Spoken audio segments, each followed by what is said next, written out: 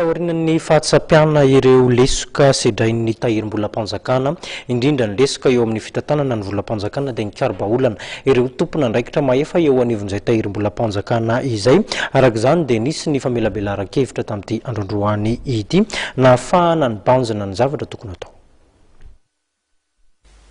Nisy tokoa ny lesoka hita teo amin'ny fitantanana amin'ny volam-panjakana tao anatin'ny 10 taona nisian'ny tahirim-bolam-panjakana araka ny jeritodika nataony teo anivon'ny tahirim-bolam-panjakana. Tafiditra tamin'izany ny fitantanana ny trosa azo tamin'ireny tetikasa nandaniam-bola betsaka nefa tsy nahitana vokatra azon'ny raisin-tanàna akory teo anivon'ny vahoaka. Teo ihany koa ny fanodikodiana-bola toy ny fampitomboana faktura. Efa nisy ny fanovanana atao teo anivon'ny tahirim-bolam-panjakana tao anatin'ny taona izao ka nahitana fahanatapaka azy amin'ny famajiam-bola tany ivelany dia mbola voaloha ara-dalàna ny kana mampiasa mpanjakana ny zokiolona efa misotro ronono ary ny fandoavana trosa.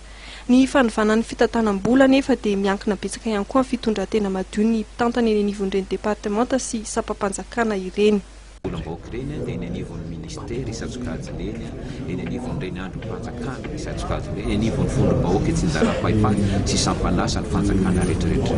Raha tsy ireny olona rehetrarehetra manam-pahefana ireny mihitsy no miara-mienta dia mbola tsy ho tanteraka arak'izay tena ilantsika azy izany fanovana rehetrarehetra izany. Ka izay no tena tokony jerena sy tokony mbola amboarina ary jerena ny traikefa any amin'ny kafa izany ahoana satria any amin'ny firenen-kafa teny ohatra fotsiny Rwanda dia efa tena atsapaka any amin'ny mpitondra isan-tsokajiny any amin'ireo mpitantana sy manam-pahefana rehetra ny zavatra ohatran'izany resaka fampangaraharaana resaka hoe fitantanana kely mahomby dia hitantsika sady ny vokatra Rwanda amin'izao fotoana aiza ho aiza eo amin'ny lafiny ara-toekarena sy ara-bola.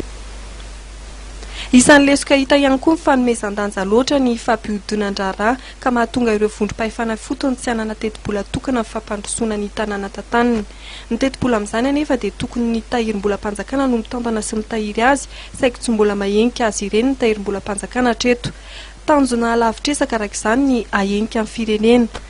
Tamin'ity androany ity no namaranana ny fankalazana 10 taona ny tahirim-bolam-panjakana ka nisy nivela-kevitra narahana devitra mitanterahana teto. Nanatrika izany ny sekretera jeneraly ny vondron'ny tahirim-bolam-panjakana maneran-tany na ny AIST Andriamatoa Gilberto.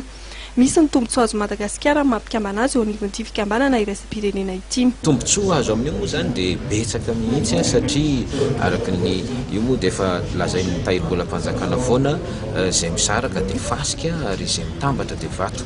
Ireo firenena ireo no mampitovitovy azy dia ao anatina fanavaozana manao fanavaozana ny fomba fitantanana ny volam-bahoaka sy ny fananam-bahoaka avokoa eo amin'ny tany misy azy. Mila fifanakalozana izany, mila fifanakalozana traikefa, mila fifampizarana ny olana ary mila fiaraha-midinika ny vahaolana amin'ny sehatra io izany. Sehatra anankiray tena mahafinaritra mihitsy io satria dia izany ny fampizarana ary voalazany Andriamatoa sekretera jeneraly no fivondronana io teo fa ao anatin'ny taona iray dia matetika misy fihaonany in-telo na in-efatra koa raha ho an'ireo firenena rehetrareo izany hoe mitohy tsy tapaka mihitsy ny fifampidiniana, fifanakalozana, fifampizarana ary indrindra ny fanorona ny hevitra izany. Ny taona 2004 no niforona na IST izay ahitana firenena maherin'ny 30 mivondrona ao anatiny. Raha tsy ahivina, efa nanomboka amin'ny 10 aprily lasa teo ny fankalazana ny 15 taona ny tahirim-bolam-panjakana izay nampiavaka azy ny fisiany ny fifaninanana ara-panatanjahantena. Omaly kosa dia nisy ny fanompoafavana sy firazana maro-boninahitra ho an'ny mpiasan-jato ny tanterahana teny amin'ny kianjana Alarobia, nitony tamin'ny filaharam-bean'ny sampandrarany tahirim-bolam-panjakana ary nefara tamin'ny fampisehoana ny entan'ny mpanakanto fanta-daza toa ny Kayambe tena izy, Onjatianondi ary Jerry Marcos sy ny fotoana.